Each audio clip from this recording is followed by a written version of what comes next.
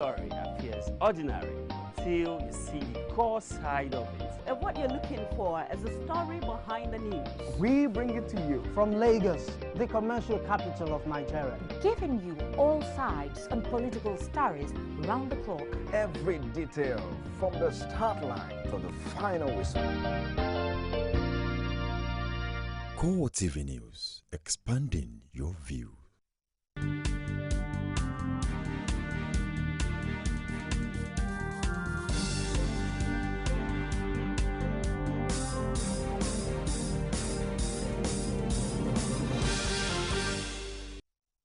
Hello there, welcome to CoreTV Primetime News. I'm Gete. In our major story, United States warns its citizens to avoid traveling to northern Nigeria over insecurity ahead February general elections.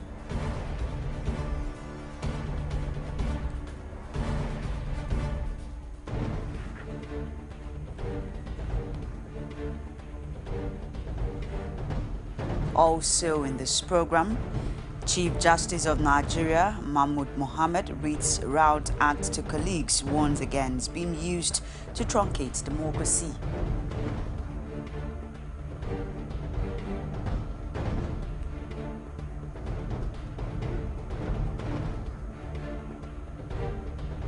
APC fingers the Judiciary Council of State in alleged plan to scuttle 2015 general elections.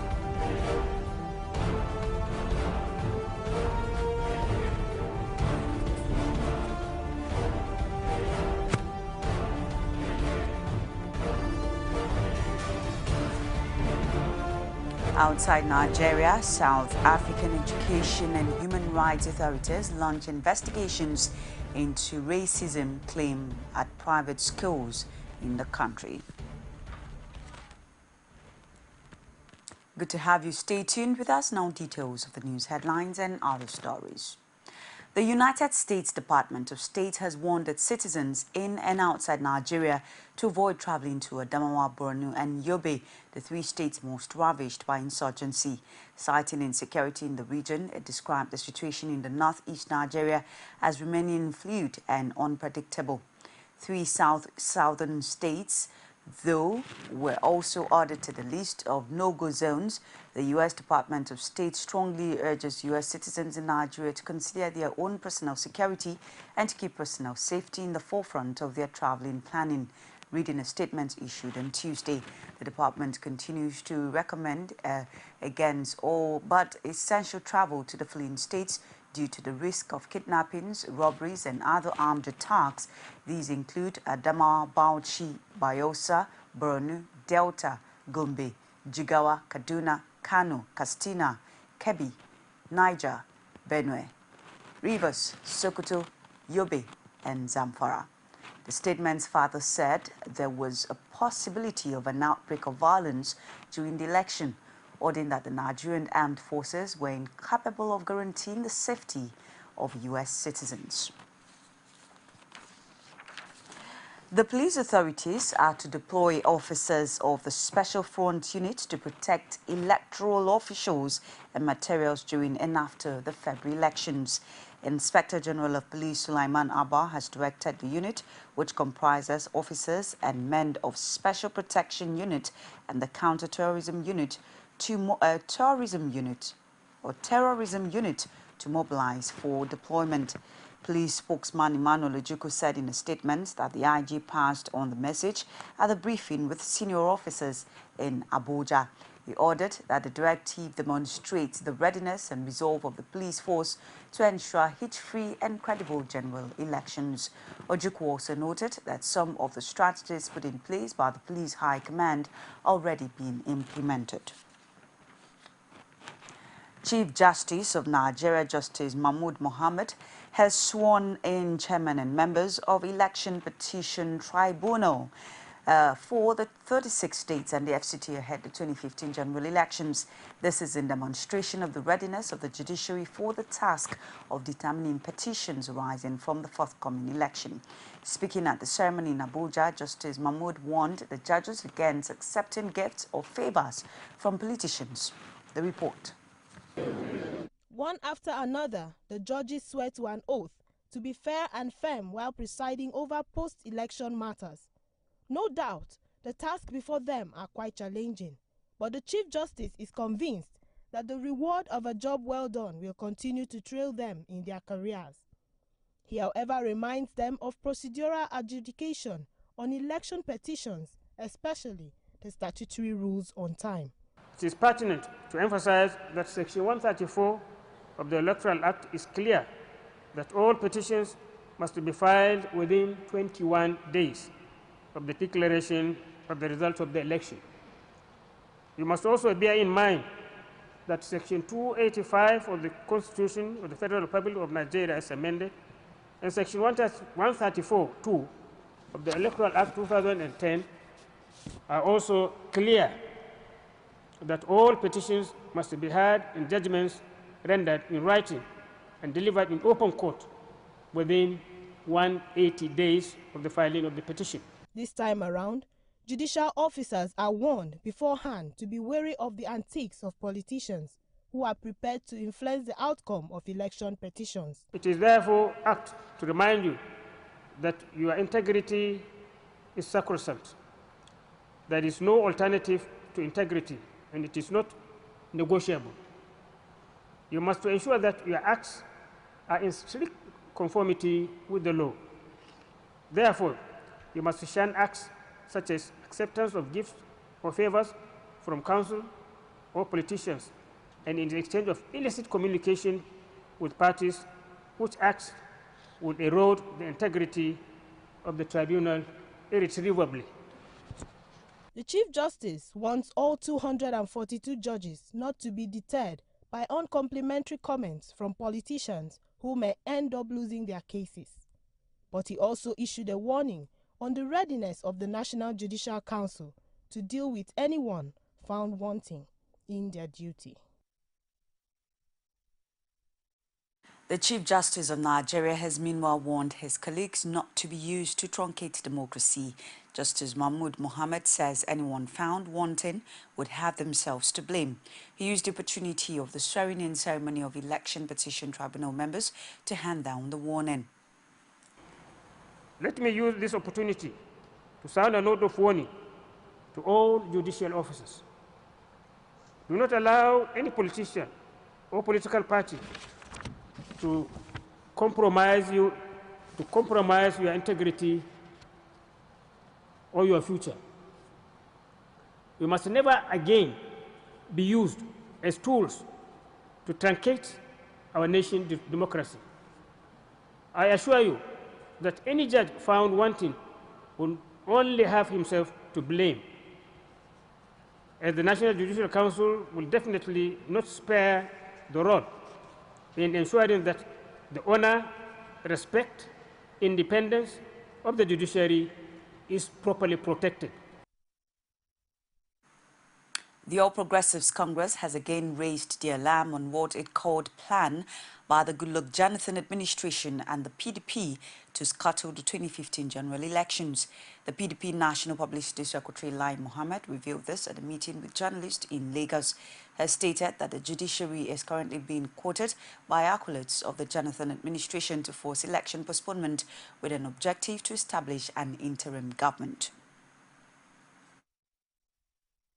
The non-election proponents are now working hard on their backup plan, which is to force a constitutional crisis that will ultimately lead to their goal, interim government. And the courts and tribunals are the main tools to be used in pursuing this devilish plot. They have re-strategized to procure blind judges.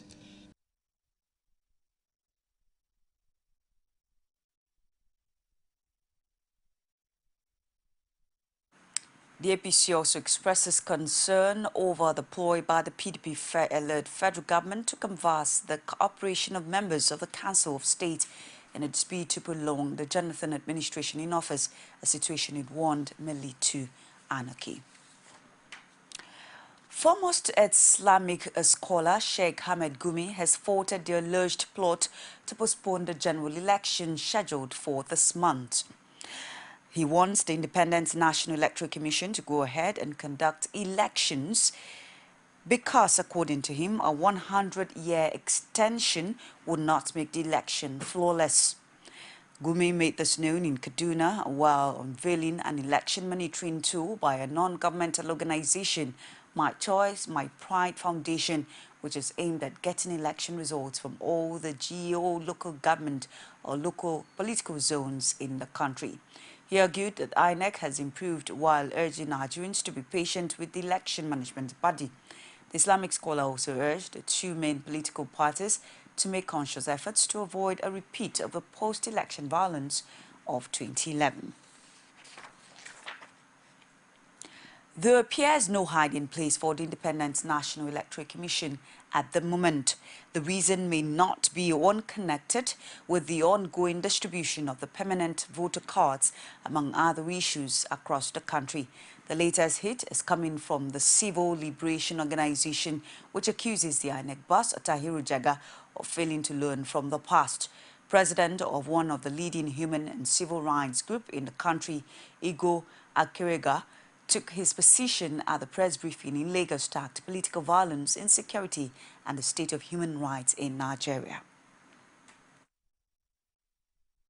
Since Jega was appointed by the federal government, he has continuously assured Nigerians that he has the capacity to conduct free and fair elections.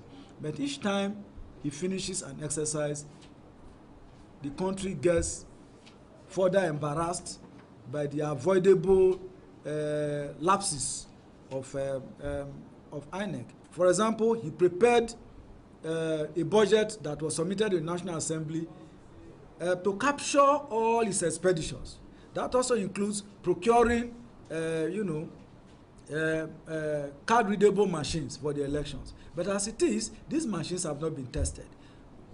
On February 14th, INEC is going to test those machines for the first time. And so our fear in the CLO is that the embarrassment that we are running away from, we are going to be caught up in it on February 14th. That is one leg of it. The other leg of it is Jega had enough time to produce PVCs. And he kept assuring Nigerians that he was ready with the PVCs. The PVCs have all the security features. They are very beautiful cards. You can use them in all manners of transactions. And all. Everybody was enthusiastic and optimistic. Lo and behold, 2 weeks to elections. In fact, it's under 1 week now. We are still distributing PVCs.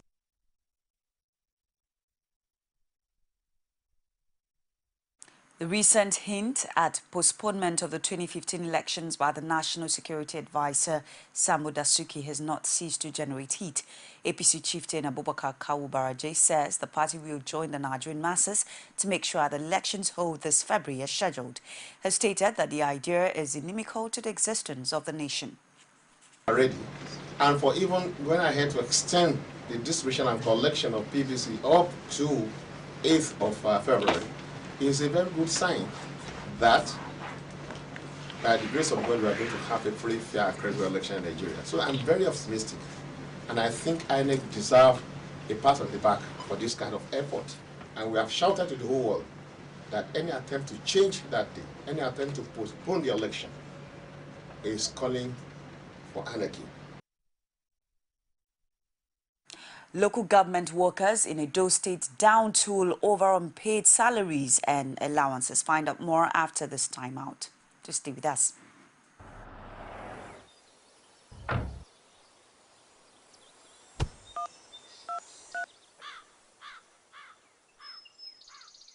Your account is too low for this call.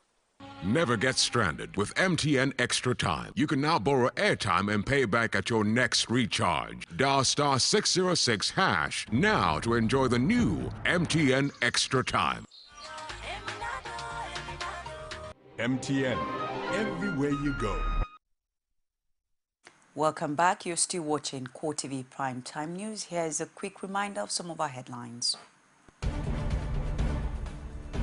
United States warns its citizens to avoid traveling to northern Nigeria over insecurity ahead February general elections.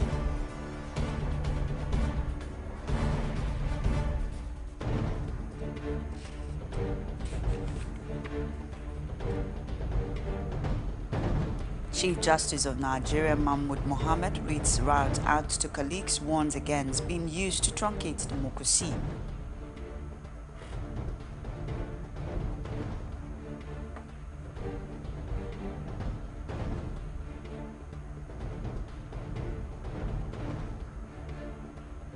APC fingers the Judiciary Council of State in alleged plan to scuttle 2015 general elections. And do not forget that you can also catch us on our social media platforms. On Facebook, it's facebook.com/CoreTV News. On Twitter at CoreTV News NG. And on YouTube, it's youtube.com/CoreTV, Deliver Space News. Even with the extension of the collection of the permanent voter cards across the nation by one more week, hope of some eligible voters in Oyo State appears dim. Many of them are complaining that the entire process is tedious and shoddy and express fears of being disenfranchised ahead of February elections. Omotayo Alo has the details. Ibadan residents have decried the continuous permanent voter cards distribution in the state as a product of ill preparation, while expressing fears of disenfranchisement. Since last month I have been going, they tell me that I have to re-register. When I ask them where, they will say there is no machine to register me. They told me that I should wait until government decides what they are going to do. My name is not in the voters something and it's not there. And this is the card I got 2011. Out of 100 people, 80% may not have a voter's card, which is wrong. And we are supposed to vote. But they said Professor Jigawa say he's not going to allow the temporary one to be used unless we collect the original one.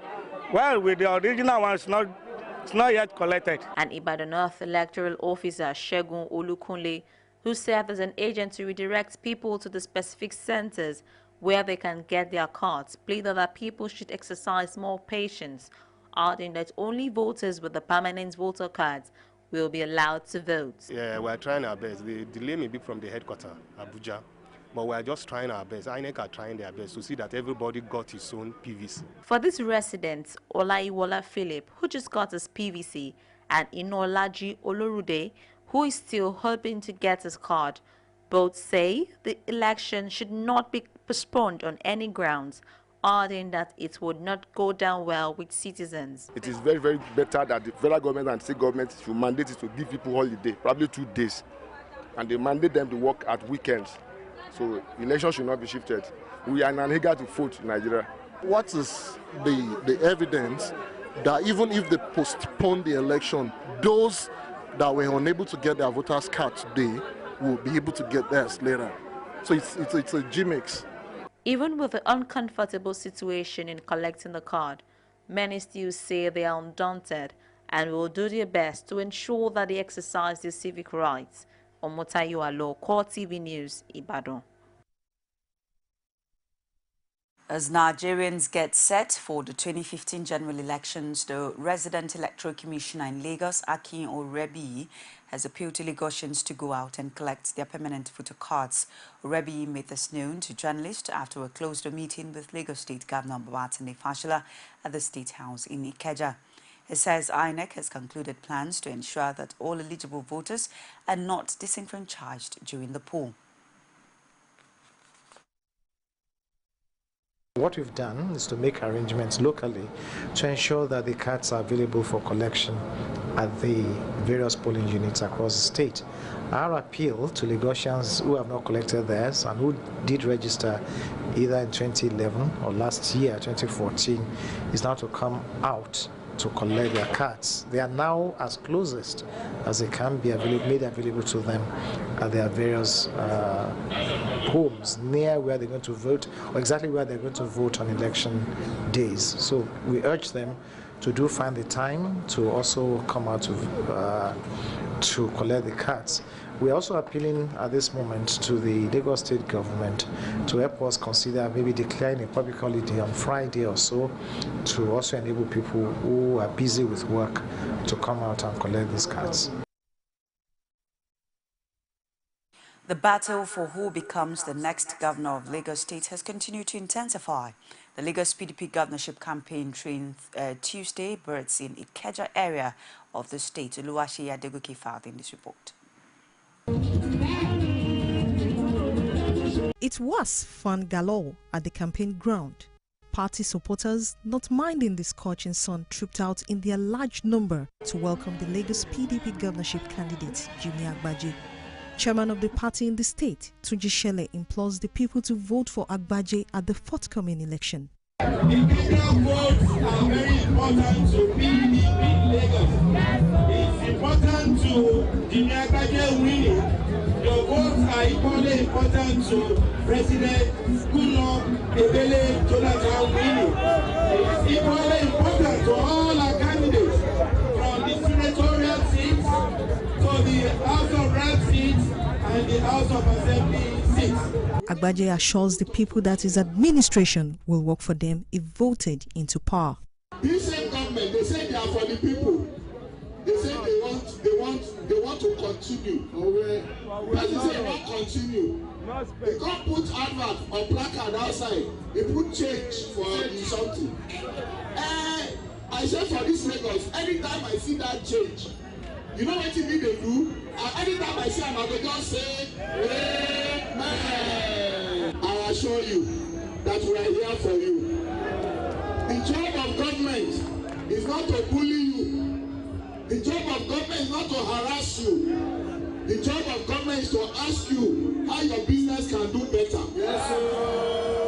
And how it can do better, because if you do better, you will employ more people in your business. Yes, but the government of today, they enjoy to just harass us. He also urged the people to vote for PDP candidates at all levels in the coming elections. Oluwaseyi Adegoke, CoreTV News, Lagos. Recent survey conducted for ANAP Foundation by NOIPOS on the Lagos State governorship election is predicting a tight race between All Progressives Congress Akinwumi Ambode and his People's Democratic Party counterpart Jimmy Agbaje. It shows a marginal 5% point lead for Ambode, with 25% of surveyed respondents pitching their tent with him. The result of the poll released in Abuja indicates that 21% of them showed a presence for Agbaje. It, however, noted 50% of those polls are undecided on their choice of candidate with a few weeks to the February 28 election. The survey results also show that both candidates have strong support from eligible voters across age groups. The Ekiti State government has vowed to record high performance on its 2015 budget. This was made known by the Ministry of Finance at the presentation of the budget breakdown to the public. Rashid completes the story.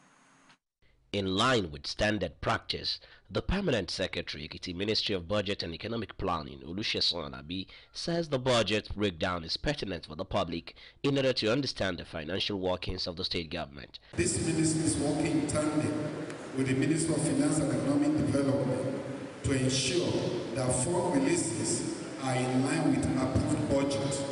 At this juncture, I wish to enjoin all accounting officers as well as accounts officers to adhere strictly to the provisions of the budget while making requests to the appropriate authority.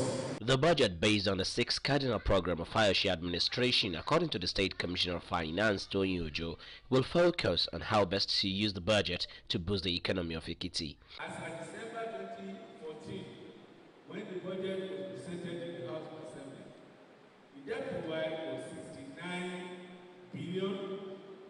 69,580,365,231 naira and 74 kobo.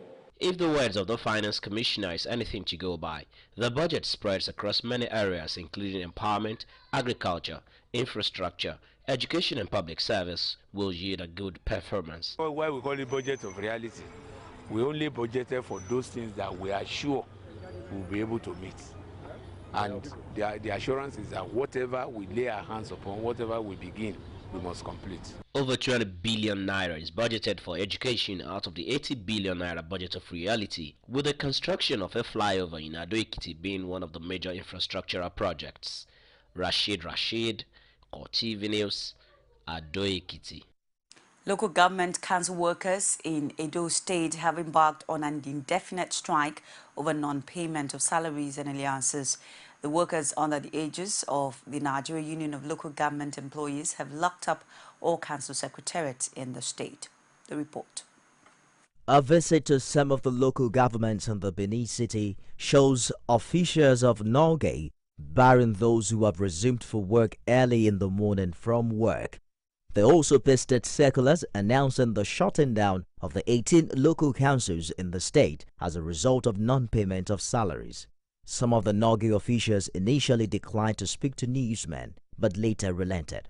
As we speak now, we've not been paying the month of December, we've not been paying the month of January, not to even talk of the allowances that goes with it. So that is just the reason why we are on strike. And as I speak now, I believe and I'm very sure that the 18 local government is shut down as we are speaking right now. Norgay is not political. Norgay is purely for the employers of employee of local government. We are not after political issues. As we are here on our own right, which is just the salary. Outside salary, if we are paid our salary, why would we stay at home? We all have our PVC. We all are ready to go and vote, but we are not political. As I speak to you now, this strike is affecting the whole 18 local government. Even Foga, Afuze, the chairman paid up to this January. To the extent we see drag them into this strike. So we see ask them to join us on these strike issues. So it's not political, it's just based on if you pay us our money, we'll resume. Edo State Commissioner for Local Government and Chieftaincy Affairs, Lucky James, in his reaction, says Norgay took a hasty decision while also calling for understanding on the issue between parties. There's no trade dispute. The local government system has to warrant a strike action.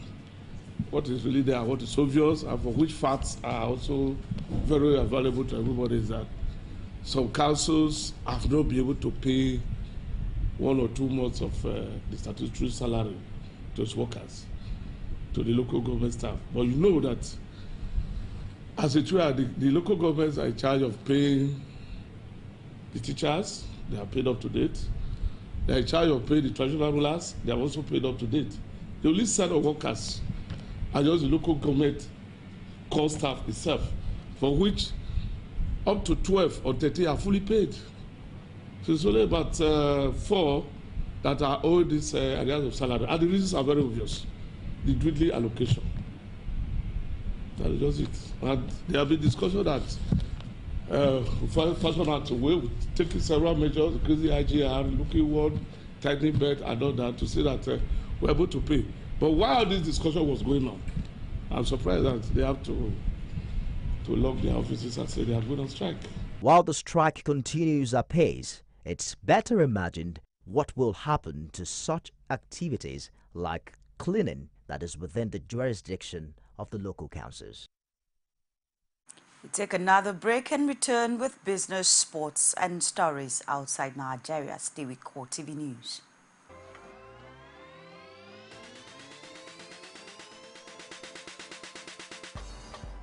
Which person can you carry?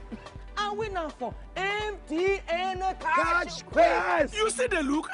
Plenty people don't they win 10 million naira every week and 1 million naira every day. To win, just dial *170# for free and correct who go to wait you. Whether that TV or generator or phone, you fit win all for free every day. MTN, everywhere you go.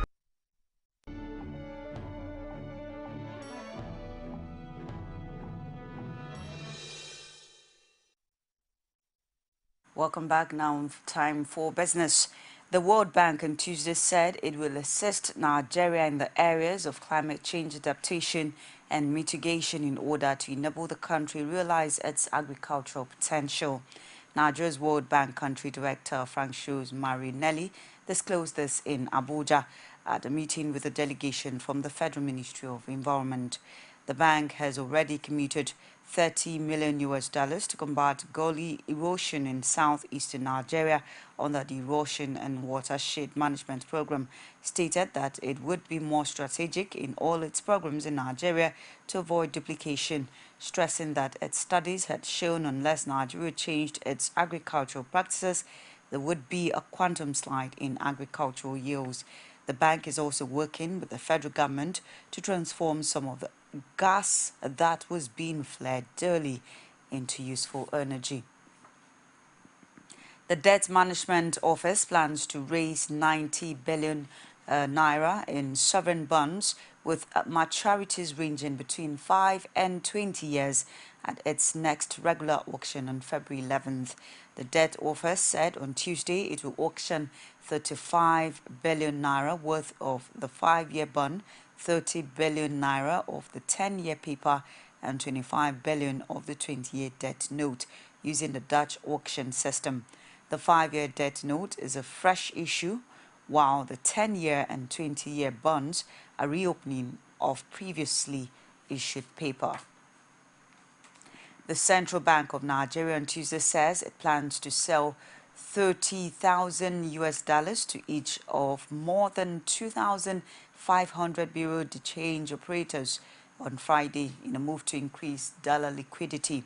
The naira was selling at 209 to the dollar in the parallel market operated by BDC agents, while the interbank market rate hit 190.08 naira. The currency closed firmly at the end of the day at 189.11 naira, a 0.15 naira on the interbank market.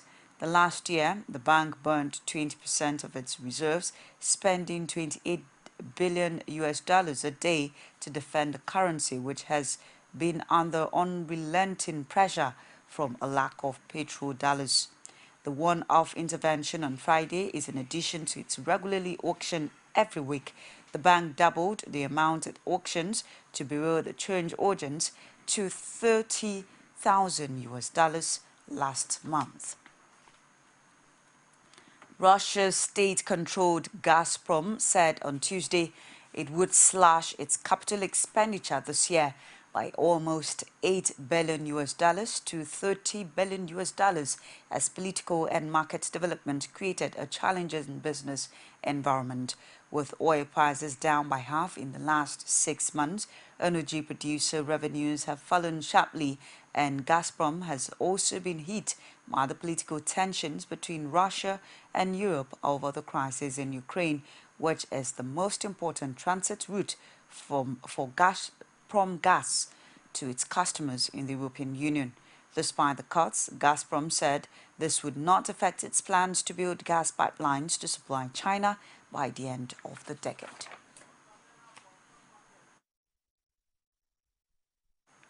All right, now time to join Zabina Izuku for Stock Market Report. CoreTV News Stock Market Report is brought to you by MTN. MTN, everywhere you go. Hello there and welcome to the Stock Market Report segment with me, Sabina Izuku. The equities market on the floor of the Nigerian Stock Exchange closed on a positive note today as the Nigerian All-Shares Index appreciated to 0.46% to close at 30,018.35 basis points. The market capitalization increased to close at 9.99 trillion naira. In all, a total volume of 396.8 million units of shares, valued at 3.8 billion naira, were exchanged in 4,885 deals. 7 on top, the gainers chart to close at 157 naira 20 kobo with a gain of 6 naira 50 kobo, followed by West African Production Company, Guarantee Trust Bank, Nestle, and UAC Property. On the flip side, Nigerian breweries topped the chart trailed by 40 Oil, Dangote Cement, Union Deacon, and Unilever. Meanwhile, Dangote Sugar topped the traders chart, followed by Axis Bank, First Bank of Nigerian Holdings, Diamond Bank, and Zenith Bank. Just before we wrap up the stock market report, here's the currency trade for today.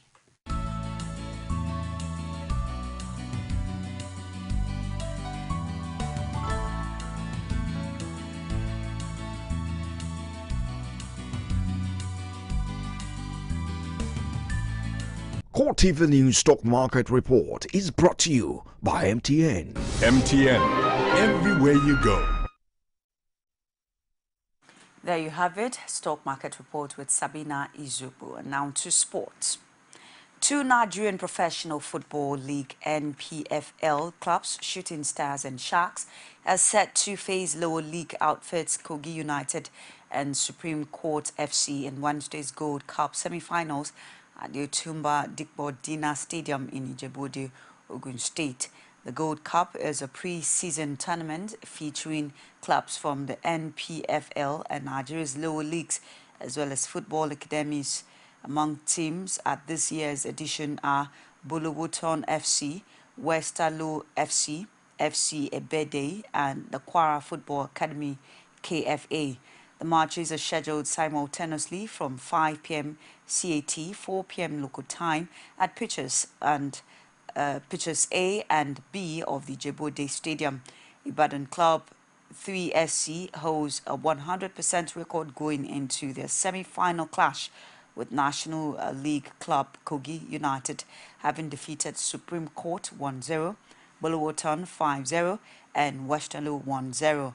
The other top flight side remaining in the pre-season tournament, Sharks, notched up 6 points from Group A of the competition.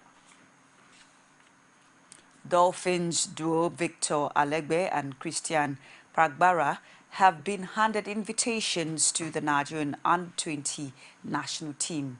Alegbe and Pragbara stayed back in Nigeria's capital, Abuja, after the NPFL Super 6 pre-season tournament in which Dolphins finished bottom of a 6-team standings without a win. The Dolphins contingent headed back to Port Harcourt without the two players on Monday to fine-tune preparations for their first leg preliminary round in the CAF Confederation Cup clash with Equatorial Guinea side Leons Vegetarianos in Malabo on the weekend on February 13th, 14th and 15th. Bagbara, who scored once for Dolphins and is expected to officially complete his move to the club soon, was a member of the Flying Eagles squad under John Obo 2 years ago. Alegba, on the other hand, was one of the best performers of Dolphins at the Super Eagles tournament. James Degal, 29, who was the mandatory challenger, will now fight for the vacant title. Poch, 37, wants to defend his WBA Super Middle Belt or Middleweight title this summer. Talks have taken place over a potential bout against Mexico's Julio Cesar Chavez Jr. in Las Vegas, or 2-weight world champion Bernard Hopkins, 50, in Poch home city of Nottingham. Poch told BBC Radio 5 Live a fight in Vegas or at Nottingham Forest City ground would be motivation to continue his career, although he has not ruled out retirement. The 4-time world champion says he felt frustrated at having to pull out of a fight with Chavez, which was originally scheduled for March. Degel earned the right to face Poch after beating Brandon on the undercard of Poch Wembley fight against George Groves in May 2014. Promoter Eddie Hens is in negotiations for Degel to fight American Andre Derrill for the IBF title and hopes the clash can take place on 25th April at London's O2 Arena. Harry Redknapp has resigned as manager of struggling Queen's Park Rangers, citing knee problems as reason for stepping down. The 67-year-old manager, Redknapp, says his impending surgery means he can no longer give the job 100%. Former QPR and England striker Les Ferdinand and Chris Ramsey are to take temporary charge. Redknapp, who has enjoyed a colourful managerial career at West Ham United, Portsmouth, Southampton and Tottenham, took over at QPR in November 2012. And now outside Nigeria, South African Education and Human Rights Authorities said Tuesday they had launched investigations into racism at private schools after parents at one of the schools complained that black and white pupils were segregated. The probe was ordered after 30 parents of children at Kuro Foundation School in Pretoria wrote a petition last month condemning the splitting of classes based on race. Out of context completely. It was never a case of putting black people in one class and white people in another class. It was a question of getting language parameters set in place. Black people in general prefer their children to be educated in English, but there's also a large white contingent people here with Afrikaans children.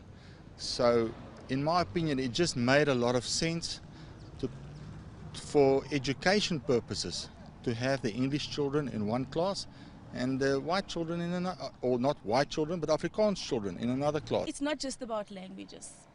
First they said it's about culture. It's not about culture because you get black kids that's Zulu, Sotho speaking. It's not just about that, no. Even though my child's in the Afrikaans class, she has black friends, coloured friends, and they all get on very, very well. There was never a problem. She said to me, Mom, I don't know what the problem is because we don't have a problem with each other. We are building a democratic country. Our neighbors are all different colours at home, so why come to school and then segregate them? So that was our issue. Our issue was, what are you teaching a grade R little boy or girl about race? Because in the class there's no one of color. We've all been to school. We all know how we respect teachers at school. We all know how we sort of put teachers on a pedestal. So if there is no teacher of color on a pedestal that kids can go and look up to, what are we teaching our kids? You know, it is a problem. We need to integrate from that level all the way down.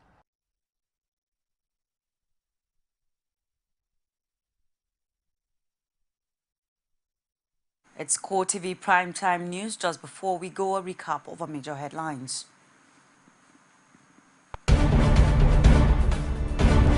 United States warns its citizens to avoid traveling to northern Nigeria over insecurity ahead February general elections.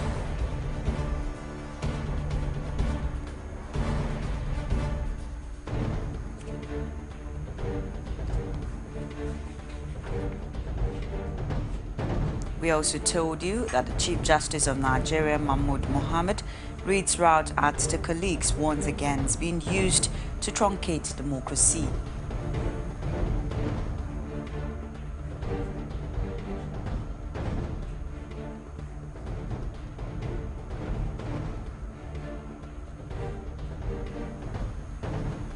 APC fingers the Judiciary Council of State in alleged plan to scuttle 2015 general elections.